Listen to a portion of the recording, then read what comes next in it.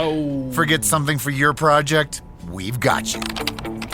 At HomeDepot.com, get fast, free delivery on millions of items for whatever you're working on, same day or next day. We bring what you need, and you bring it to life.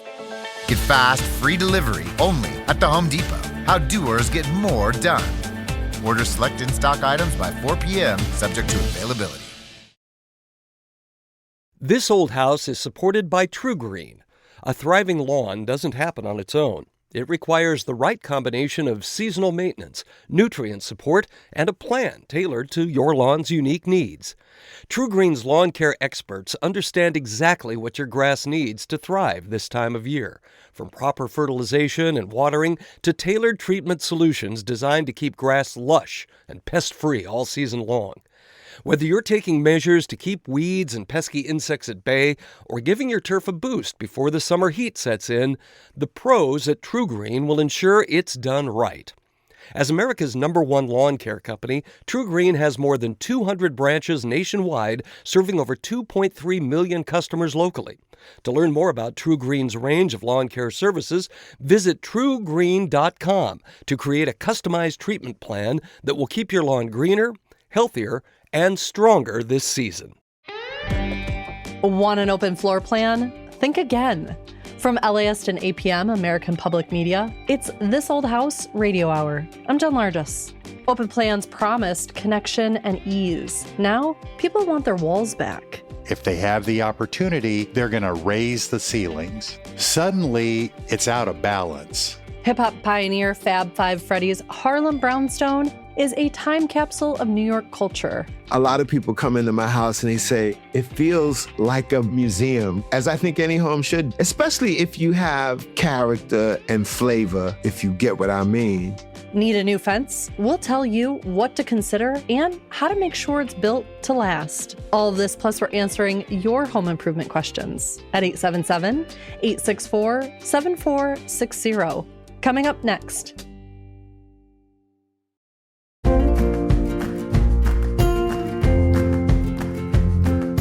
It's This Old House Radio Hour. I'm Jen Largis. For years, the trend was to tear down the walls and embrace the open plan. It promised light, flow, and togetherness, and millions of homeowners followed. But the reality of living that way often looks better in pictures than it does in real life. Alexander Dahlgren-Jawad, principal at the Ancon Group, is here to explain why the open floor plan isn't what it's cracked up to be, and why it might be time to put those walls back up. Alexander, why do you think people often assume the best answer for them is an open floor plan? The stated goal is almost always, we want everyone to be together. And when we entertain, everyone ends up in the kitchen. But in reality, it oftentimes brings more problems than it solves. When you combine kitchen, dining, and living spaces, you're putting together three areas that typically want very different levels of illumination. In the kitchen, you want the light to be bright so you can really see what you're doing. In the dining, you want the lighting to be soft around you, but concentrated onto the table. And in the living room, you want lighting that's geared either to conversation or watching TV. Suddenly you end up with what I call the noisy restaurant phenomenon. By 7:30, when the restaurant's full and there's all those people, everyone starts talking louder and louder and louder in order to be heard. And so this is what happens in an open concept place. To be able to assign specific areas to specific functions is really important. What are the energy issues with open floor plans? Oftentimes, especially if you're doing this in a remodeling situation, if you didn't have a finely tuned heating and air conditioning system, and almost always in an older home, if they have the opportunity, they're going to raise the ceilings. Suddenly, it's out of balance. Those spaces are very hard to keep the air moving properly from 18 feet down to the floor. Then you've got the problem of ventilation. You've got to have some pretty serious exhaust fan action going on with the range. You need to be dumping an appropriate amount of fresh air to counterbalance that. Let's say you've tried an open floor plan and you want to try to revert back. Is there a way to do that? Absolutely. There's not anything that you can't modify. Let's say that what really might have worked better for you was to have combined the living room and the dining room into a larger kitchen where you could be at the table, you could be at an island or at a peninsula, and then maintain another area. People can have conversation, people could watch television if they wanted to, but just to dump it all into one big space doesn't make a whole lot of sense. I feel like in a lot of older homes, the walkways between spaces were so important. And now we've sort of eliminated the idea of these hallways or these vestibules. And now there's the open catwalk that goes up to the bedrooms that's overlooking the living room, which is usually the noisiest and what would hopefully be the quietest parts of the home. Well, and there's a psychological thing that goes on. With houses, as you approach them from the street and you ascend 1 or 2 or 10 steps, you are making a transition from a public space to a semi-private space.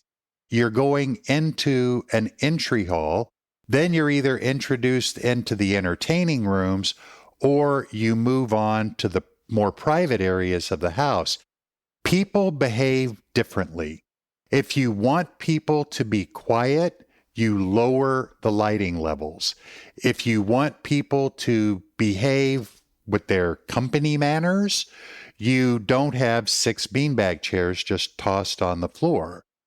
And when people lose the ceremony that was often associated with older homes, they lose a certain level of civility and politeness, to be honest. Adding some of those elements back in so that there are private spaces in the home and more outward public-facing places where people can stop by.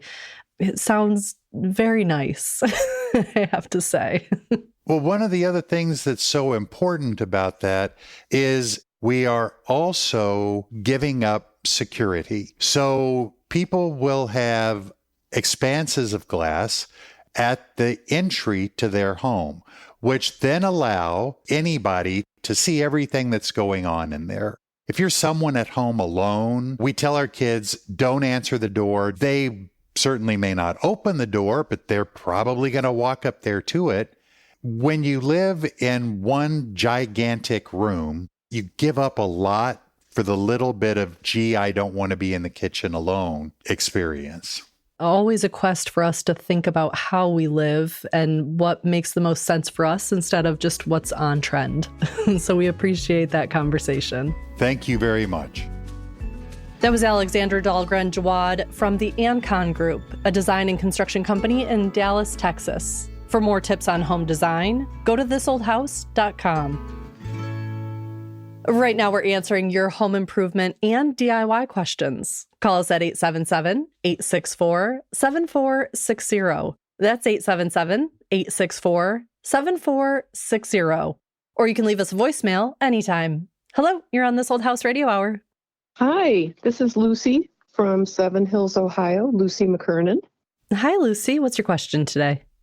Well, we have a 1966 home, and I'm pretty sure the shower tiles and the substrate adhesive as well as the plaster behind it is as old as the house is. And I'm concerned that if I DIY this or even hire people to put in porcelain panels, there's going to be some kind of silica dust that's hazardous. But I'm also concerned about the expense of having professionals do it. Mm-hmm. And are you switching it out just for aesthetic purposes, or is there a problem? Mainly aesthetic, but I also can't really use the shower because water's getting in behind the tiles now. Do you see evidence of that? Oh, yeah. The shower tiles are falling off. Oh, all right. Well, we've got Zach Detmore, a general contractor for the show, here to help us out. Yeah, good question. I love me a home improvement question wrapped in a health improvement question, which is silica dust, right? What is silica dust, Zach? Silica dust is the 2010s version of asbestos dust. Oh, Every nice. decade we have a new dust we're scared of, right? So we had asbestos, then we had lead-based paint, then we had silica dust, and now we're in mold, right? Got it. And Thanks so, for catching us up. right. It's one of the crystalline silica is in mortar. It's in tile grout. It's in almost everything cementatious. And if you breathe it in, it can be carcinogenic because the dust particles can sort of lodge themselves in your lungs. So when you're cutting concrete, it's encouraged that you use wet cutting to keep that dust from getting airborne. So it's definitely something you need to worry about. There's no real way to make that repair unless you're exposing the air to some of this silica dust because that's in the mortar. So it's a risk. So the only thing you can do is control the air and cover your breathing air with a respirator and then put some sort of exhaust fan in the window, something that keeps it from running into the house. The only way to completely avoid that is to hire one of those companies that does sort of a acrylic liner within the shower. And they basically stick plastic to the wall, for lack of a better term. And so everything stays in its place and is encompassed and won't get wet anymore. It's not my preferred method, but that's the only option to minimize that. Well, I guess my concern too would be that she has evidence that water is getting behind the tiles. And so if silica dust was a concern, should mold be a concern as well? It certainly could be, but I don't think it should be paramount in the health risk unless she's already had issues with mold and she's sensitive to it, because there's really mold everywhere in the house. But mortar is something that can dry out. It's absorbing moisture when you shower and drying and absorbing and drying. So there certainly is mold present, but I don't think it's a health concern because it's sort of encapsulated in all of that tile and between that metal pan. I don't really feel like taking a shower now. That there's just this lot of things around her shower. So if she wants to replace this, you're saying that she could put the liner on if she wants no dust. But unfortunately, that won't be a DIY project. You're going to have to hire one of those contractors that does that. And my understanding is it's not cheap. The nice thing is it's quick. They come out and do it in a day or so. Yeah. What's your reaction, Lucy? I've been talking till I'm blue in the face here and you're just listening. Is this phone on? We lost Lucy. We lost her at mold. No, I'm still here. I'm just taking all this in. And I guess my first thought is because of chemical sensitivity, I'm also concerned about the acrylic liner having like a PVC in it that might off-gas when the hot water hits it from the shower. The off-gassing that's going to happen that you would be concerned about is probably as the resins are setting, the off-gassing chemical exposure is in that first off-gassing stage. And if it's been sitting on the shelf for a long time, it's probably done a lot of its off-gassing already. But I wouldn't be worried about re-exposing it every time you're using hot water because the hot water is really like 120 degrees maximum. And that's not warm enough, in my opinion, to sort of re-trigger any chemical reaction. I see. But what do I know? I'm a carpenter. I'm not like jeepers. Oh, Lucy. Well, it sounds like if you find the right contractor who does a really good job containing the space and filtering the air as they work, any repair, whether it's to the, replacing it with tile or with panels, could be an option for you. All right. Thank you. Good luck with it. Bye-bye.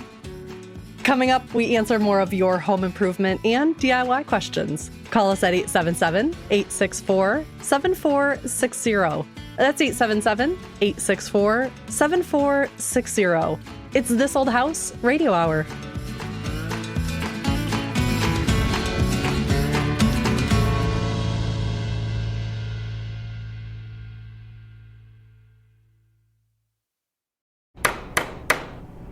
Oh. Forget something for your project? We've got you. At homedepot.com, get fast, free delivery on millions of items for whatever you're working on, same day or next day. We bring what you need, and you bring it to life. Get fast, free delivery only at the Home Depot. How doers get more done. Order select in-stock items by 4 p.m., subject to availability.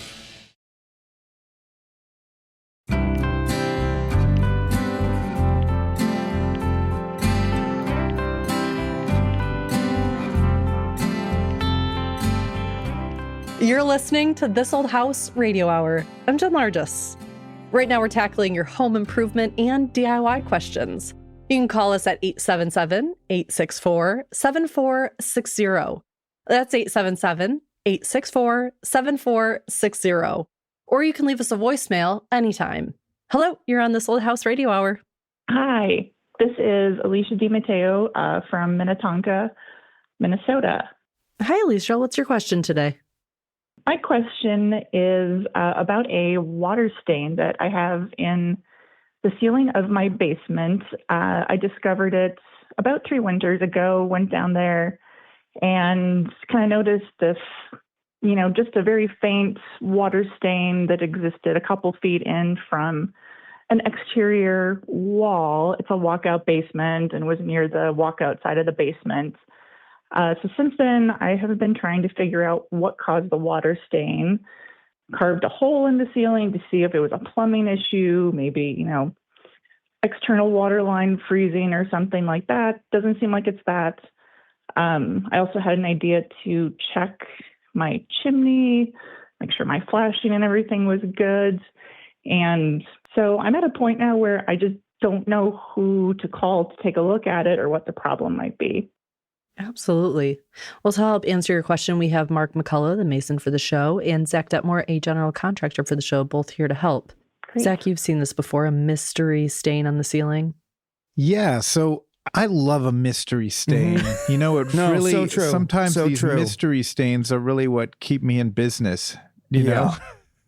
And challenging, Zach. Very challenging. Yeah. These mystery stains. You've got a masonry wall and you have a wood-framed ceiling system with drywall on it, and there's a moisture stain there. And then above this masonry wall is a wood-frame structure. Is that correct? Yeah. Okay. And the stain you're noticing is what shape?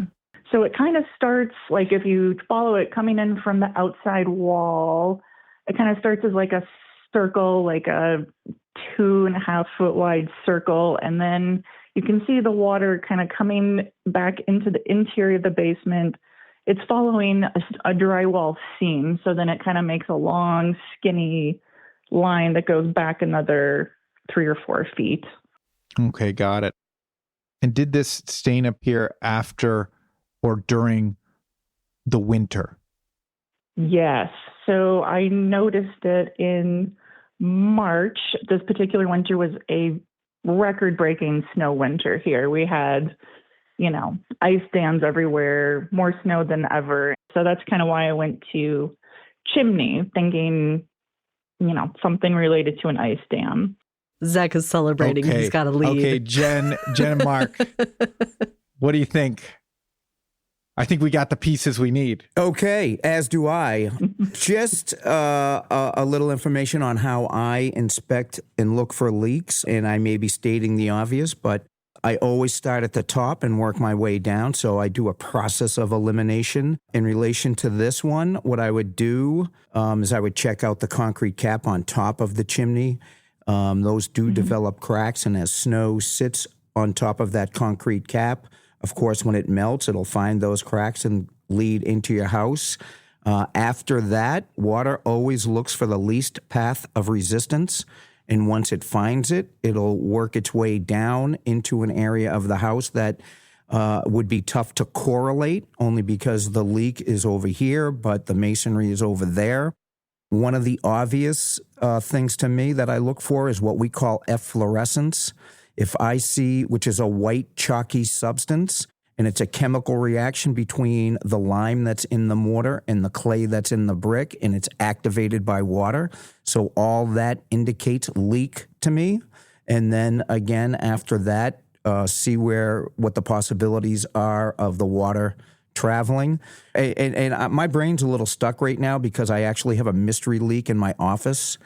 And we're trying to answer your question. I went up on top of the section in between my roof and the ceiling on my office, and I found an air conditioning unit that was condensed. The condensation was overflowing the pan. So mystery solved, and not much of a mystery because it was easy to find, but process of elimination. If I don't find anything as I chase those things that I just discussed about the masonry, usually I'll start to go inside.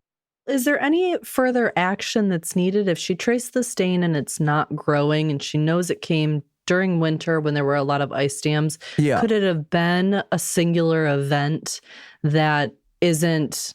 It's not a continuous... Ding. There, Okay.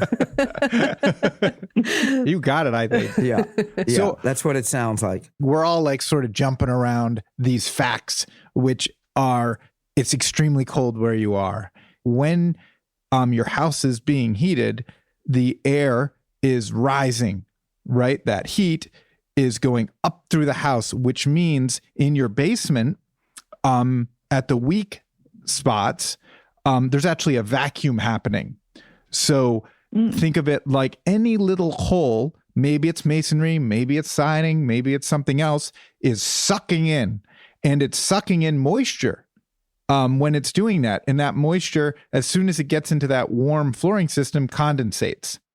And that creates a stain. So I think that's what caused it. It's what Jen said, like an event caused by, winter conditions, extreme winter conditions. As soon as it gets into that warm flooring system, condensates, and that creates a stain. So I think that's what caused it. It's what Jen said, like an event caused by, winter conditions, extreme winter conditions. Yeah.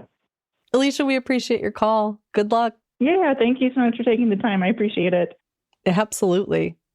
Bye, Alicia. Bye-bye. Call us now to have your home improvement or DIY question answered.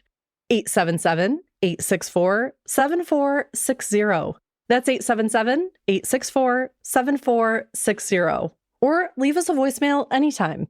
Hello, you're on This Old House Radio Hour. Hi. I'm so excited. Hi. My name is Gray Livingston. I am from Appleton, Maine. Hi, Gray. What's your question today? Hi. Okay, so my wife and I just purchased a single wide that was manufactured in 2021 and for the most part not lived in. So it feels pretty new. And in the moving process to get from where it was to where it is now, I feel like some kind of maybe rotational twisting happened in the house, and our windows are sitting kind of out of plumb right now. And I'm just wondering how I can try to work on these windows. Absolutely. We've got Zach Detmore, general contractor for the show, here to help us out. Zach, have you ever encountered this before? Hey, Gray. I've certainly encountered a window problem before. Tell me, Gray, when you say they're out of plumb, does that mean the bottom is where it's supposed to be and the top is leaning towards the inside of the structure? No, it's the outside of the structure. And you gotta bear with me because I'm not sure exactly the terms that I'm gonna use, but that's right. I'll judge feels you. like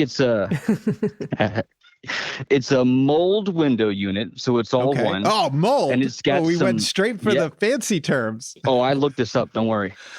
I used my computer to get there. And it's got some flat PVC casing on the outside. The top of the whole unit is what's bowing out from the structure. Okay, so we have 2 or 3 windows that are bowing out. Yep. It's like 9 because it's a lot of windows in the house. And it's happening on every single window? Yep. Not as much on the windows. There's 2 or 3 that are really bad. And on one of those bad ones, there's some water damage on the inside of the window now that we're noticing.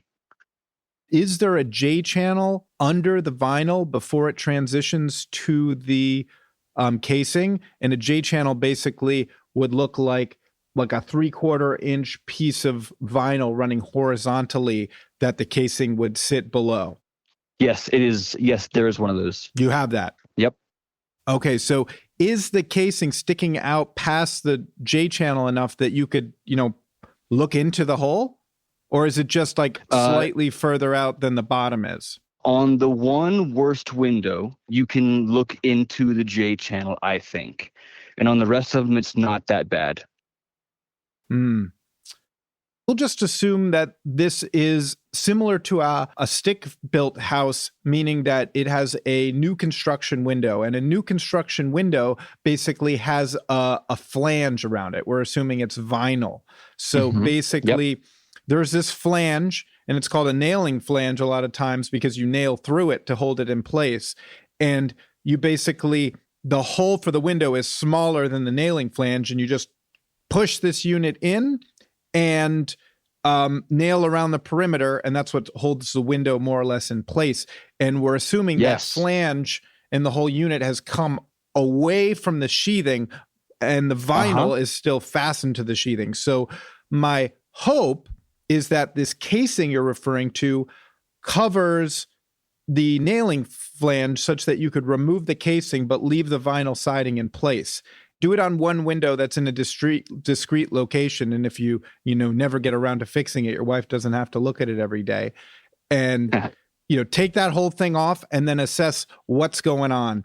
If it looks relatively dry or wet in such a way that you could put a fan on it or let the sun hit it to dry it out and there's no structural damage, then you should be able to just push the window back in, assuming there's nothing holding it out, and refasten it maybe with screws instead of nails, and you're good to go. If it looks like you have water damage to the point where it wasn't able to dry and there's mold and there's deterioration and you could stick your finger in there and, remove wood, then you're going to have to remove the whole window and start dissecting this wall to figure out, can I just fix it by patching in, or do I have to replace structural members? Okay, so how do I push the window back in? If we get to this point and I pull it out and think that I can replace things. Just push it. It should just go for you once you've gotten the fasteners out of the way. Like, light pressure. It's like an 8-foot tall window. I don't know how to get up there. You're going to have to get some tools, buddy. This is a proper project. It sounds like it. I think I'm going to borrow my father-in-law's tractor and maybe use the bucket to push it up top. No, you won't. I was going to go for a ladder. I think a ladder. You're overstating how much pressure this needs. It when you get the obstructions out of the way and you drive a screw in at the top, that screw is capable of pulling in at 150, 300 pounds of force, which is way more than you should need. It should really be it should be about as hard as you slam a door when you're very angry. Right? So ladder. I'm not picking tractor. my socks up, like that type of thing. That kind of anger. It sounds like a fun project. But you're gonna learn so much about how your house works, and that's gonna help you in the future. Oh yeah. Straight into the deep end. We wish you luck with it, Gray. Okay. Thanks, guys. Take care. All right. Take care. Yep. Y'all too. Bye-bye. Call us now at 877-864-7460. 877-864-7460. Or you can leave us a voicemail. Hello, you're on This Old House Radio Hour. This is Pam from Tampa, Florida. Hi, Pam. What's your question? Well, I have a 1,300 square foot home built in 1959, and I have 2 rooms with similar light problems. The first one is in a bedroom that has a ceiling fan with a light attached to it, and the switch on the wall still operates the fan. But the pull chain, I think somebody pulled it too hard, and it does not work. Mm-hmm. So I want to know if that's fixable or any suggestions. And then the second room is my dining room, has a ceiling light, no wall switch at all. And the pull chain on that one no longer works either. Oh, boy. So is there magically any way magically that I can get that fixed? I can't. I'm 74 and I just can't get up on a ladder like that. Absolutely. Well, we've got Zach Detmore, general contractor for the show, and Heath Eastman, electrician for This Old House, both here to help. So, Pam, Awesome. it's Zach Thanks. here, and I've got some bad news for you. You can't magically fix this. I thought you might have an answer for that, Zach. No. Unfortunately, not with magic, but there is a fix. There is a fix, Pam, but you're not going to like it. It's exactly what you're thinking. It sounds like if the you said the fan was still operating in the kitchen, but the light wasn't, or vice versa. Right. Yeah, Right. it's probably the pull Fan switch. works via switch, but not the light. Yeah, so we know we still have power there, so it's still functioning. So chances are it's just the pull chain failed. And with the dining room, is that the only other light that's out? It's the only light in the room. I get up there carefully and screw the bulbs in. It'll turn on, but the chain doesn't work. Okay. Yep. It sounds like it's just time to replace the pull switches. I know it's not what you want to hear, but it's actually simple enough to take the fixture down, swap that switch out. They're readily available, and reinstall the fixture. Do you have to take the fixture down to swap it out? Usually the switch is mounted from the inside, so when you take it down, the switch presses through the housing, then it has a nut on the outside where the chain goes through. So you'd have to take that apart and undo the wiring internally. Yeah. It's kind of awkward. It's technically possible to do it up on a ladder, but then you have like the light you're holding in one hand, Right. and it's very awkward. Yeah. But the switch itself is quite affordable. Yeah, you can find them at any home center. They're pretty common. You can find that pull switch. So if it's something you're not comfortable tackling, it may be best to call a professional to come in and take the two fixtures down. You can give them a heads up of what they need ahead of time. They can bring a couple of the pull switches. Shouldn't be too big of a deal for someone to swap those out for you. Oh, perfect. Yeah, I will have to call somebody. I just can't. Unfortunately, maybe 40 years ago I could have done that, but I wouldn't say this is an age thing. I would say I bet Heath could install a ceiling fan, and this tiny fraction of what it would take me, because it's one of those things that's just like muscle memory, and it's kind of awkward. It's a tough job. Just physically, it's a weird job It's to funny. do. It's a little contorting. Yeah. Yeah. Trying to hold everything in place. You have to line up these little screws on the canopy. It's just awkward if you don't have that muscle memory. So I think it's one of those great things that like technically you can do, but you shouldn't, because your time is worth something. That's fair. Yeah, it might just be easier, more efficient to have someone. Too. Very true. Well, perfect. So I will do you think like repair people like from those big box stores could do it? I would say probably contact a local electrician, be able to take care of that for you fairly quickly. Yeah. Awesome. Yeah, Thank you support for your small help. business. Definitely. Thank you. Appreciate all your help. Thank you, Pam. Thanks, Pam. If you have a question for us, leave us a voicemail on our hotline, 877-864-7460, and we can answer your question next time.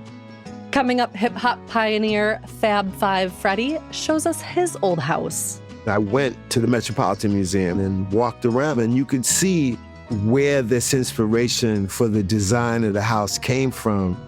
That's next on This Old House Radio Hour.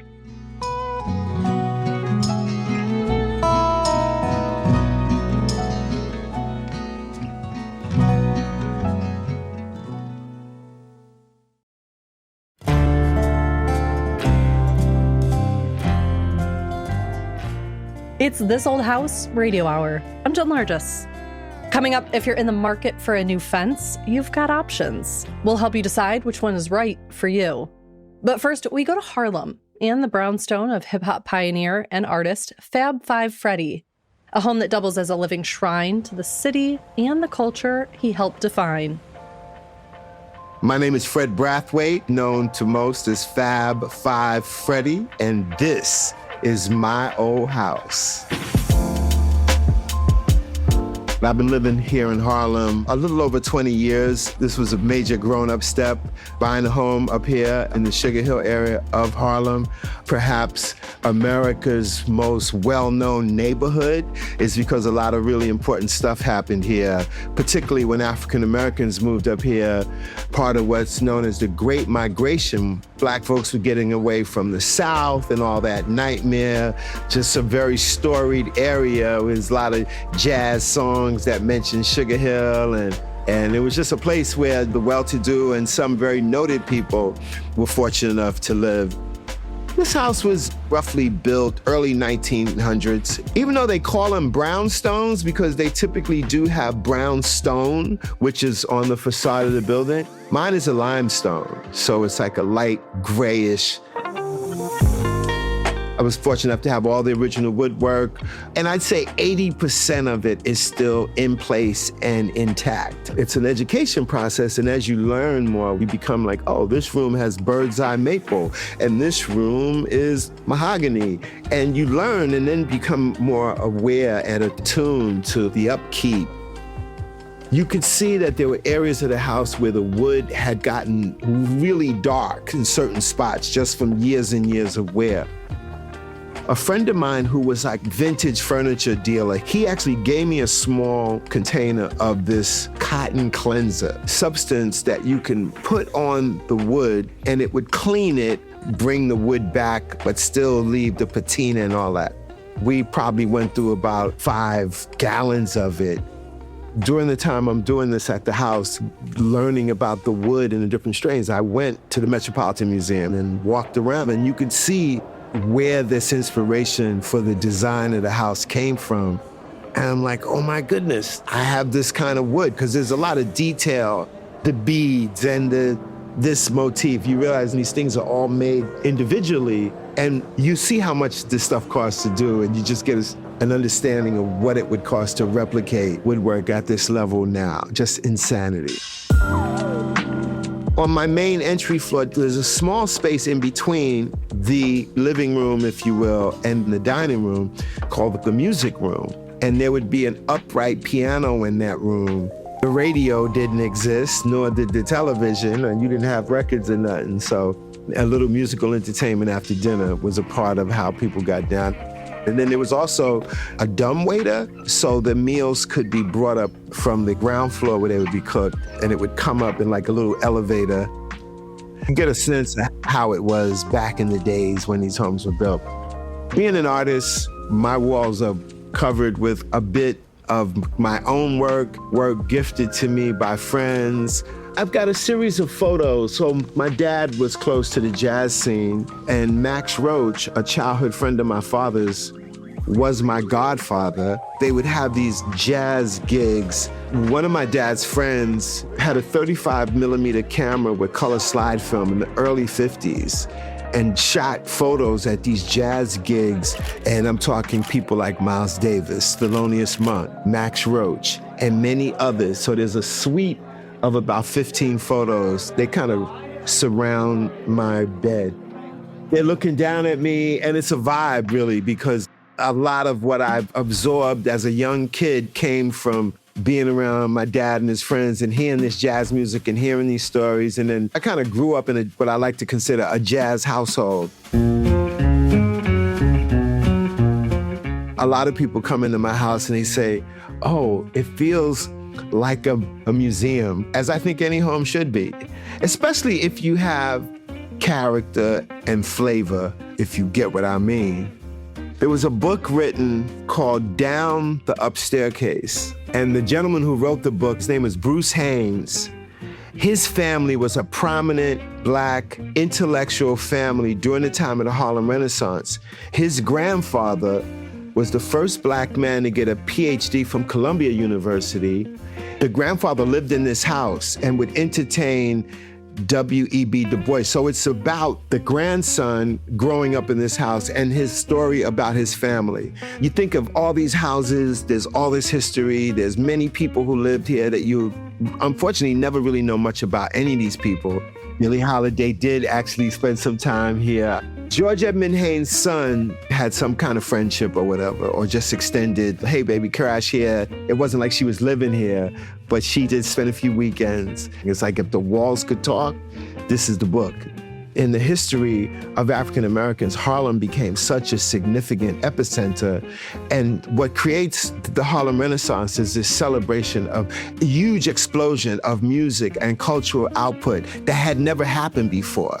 Right here in this house, things that George Edmund Haynes was doing, bringing W.E.B. Du Bois into this home as well. It's pretty fascinating to know. So it gave it a little more of a historical context as it connects to that very important American history.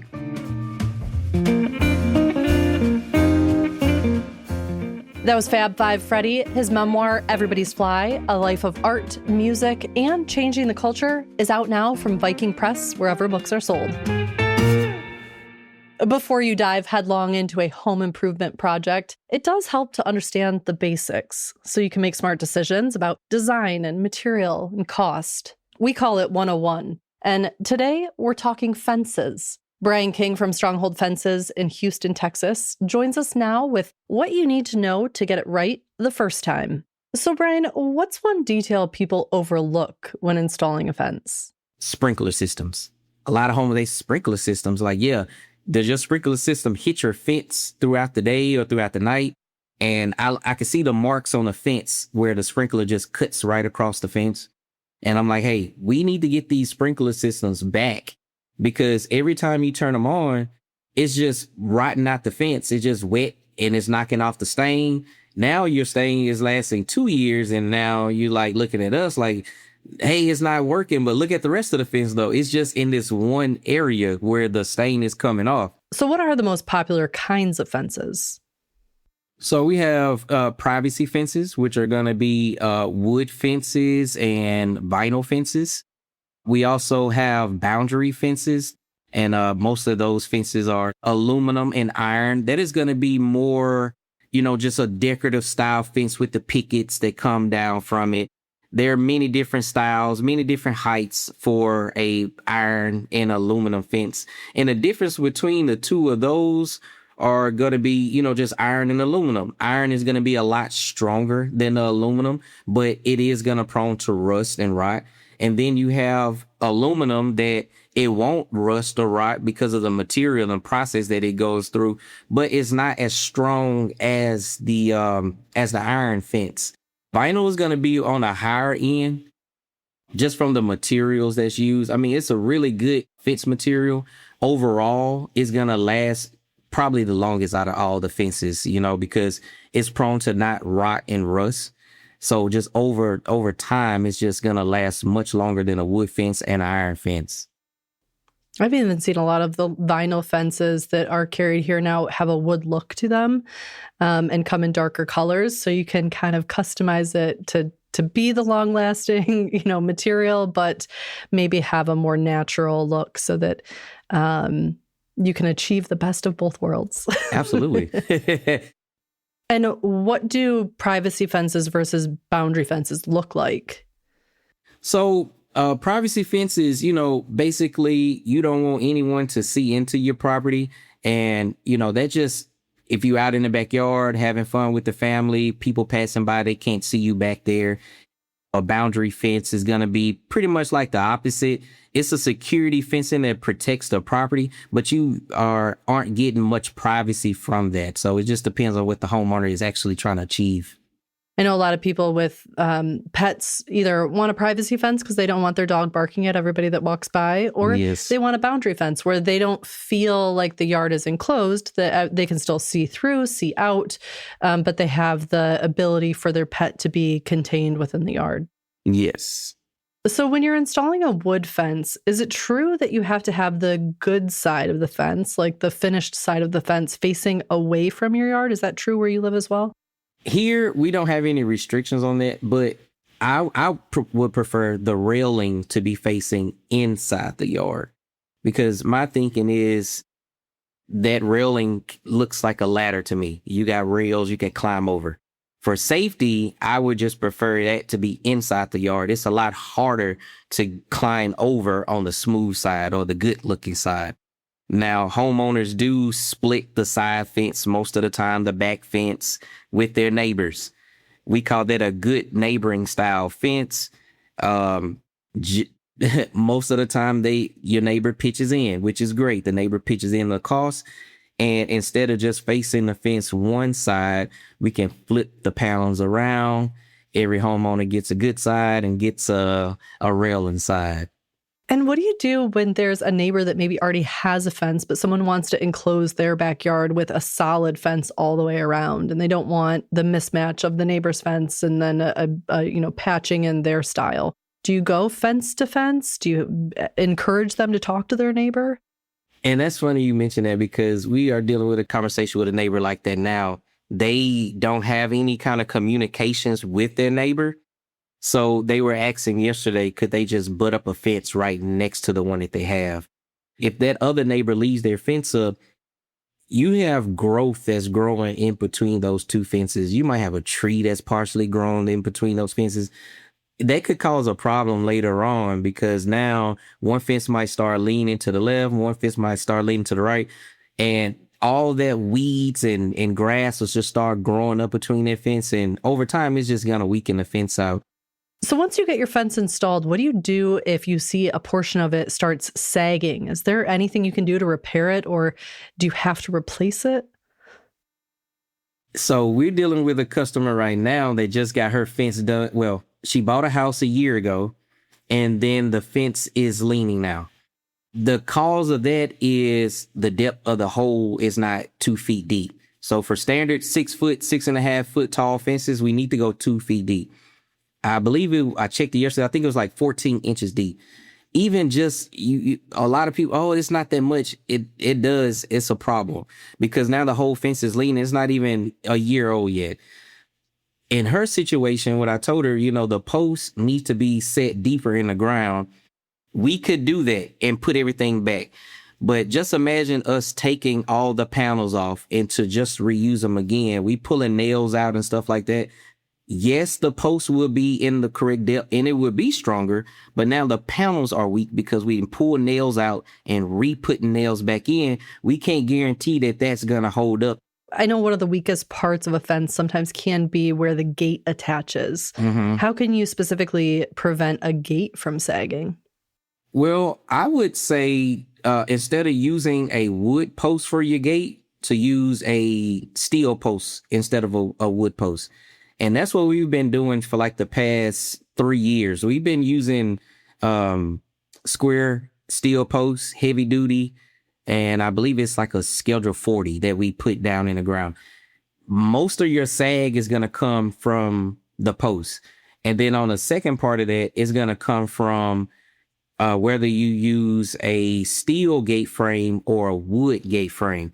Steel gate frames would keep it from twisting and bending. And over time, what that does, if you use a wood gate frame, it'll swell. That wood will start swelling.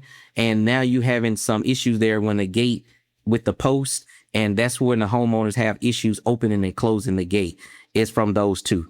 So what are some details that level up a good fence installation to a great fence installation? If a homeowner could get galvanized posts for their wood fence, I would go that route to keep from the posts from rotting. That's number one. If they could afford that. If you're going to hire somebody to do it, is, find somebody that is reputable and to ask them and talk to them about the install process. More importantly is the foundation of the fence, how deep the posts go in the ground, using enough concrete. And it's going to be mainly so on the install of, just your base, because that's going to determine if your fence is, if it's going to start leaning in a few years or it's going to stand straight for the next 10, 15 years. Other than that, a lot of companies, they toenail framing nails into the rails to the posts. Those framing guns are super strong. And when you shoot those nails in that 2x4, most of the time they crack. They split. It looks okay, but it's super weak. We use galvanized hot dip fencing and siding nails. You can't just use any nails because they won't attach the pickets to the 2x4 strong enough. They have like little bitty teeth on it that locks into it and makes it even stronger. Vinyl is a little different. A lot of homeowners might not know that sticking just that vinyl post in the ground is not that sturdy, because vinyl isn't really that strong, but just overall just better quality because it keeps from rotting out. But what we can do is put Schedule 40 post in the ground first and put the vinyl post as a sleeve that goes over it and makes the fence super strong. We see so many vinyl fences fall because the install is incorrect. Brian, this is amazing information. Thank you so much for being with us today. Yes, absolutely. Thanks for having me on. I can talk all day about fences, so I'm going to let y'all get off here. That was Brian King from Stronghold Fences of Houston, Texas. For more information on fences and other DIY projects, go to thisoldhouse.com. And now it's time for one last thing, my favorite tool. Hey Jen, it's Jen Nawada, landscape contractor on This Old House. One of my favorite tools is a flat edging shovel.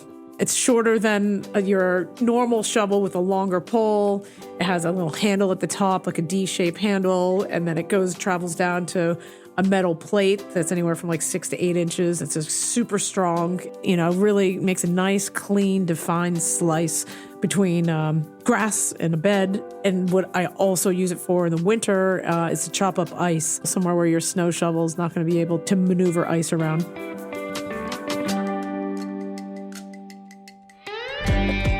We'll see you next week on This Old House Radio Hour. Our show is distributed by and co-produced by LAist Studios and APM, American Public Media. This Old House Radio Hour was created and produced by Ember 20. Listen to new episodes of the podcast every Tuesday on your app of choice. You can follow This Old House on all the socials at This Old House, all one word. We'll see you next week.